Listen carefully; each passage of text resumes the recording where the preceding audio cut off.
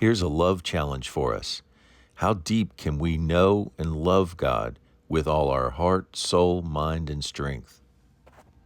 Top of the morning to you.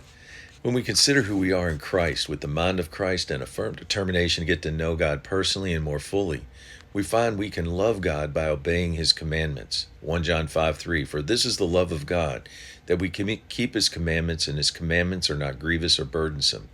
This is also how we can come to know God. 1 John 2:3-4. We know we have come to know Him if we keep His commands or obey. So let's take a look at each commandment and see how deep our love and knowledge of God can be by obeying these commandments with all our heart, soul, mind, and strength.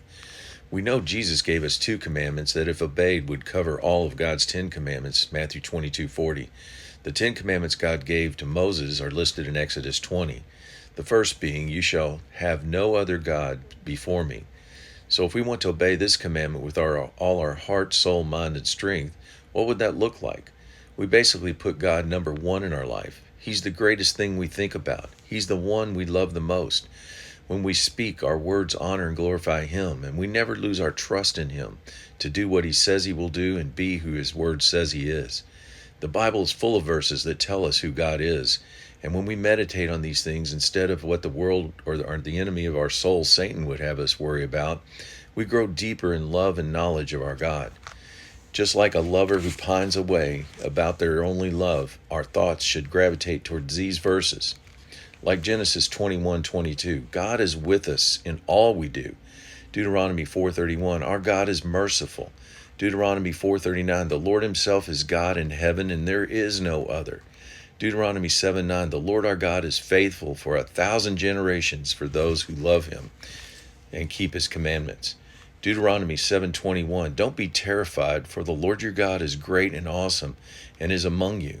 Deuteronomy 20:4, the Lord your God is He who goes with you to fight for you against your enemies to save you.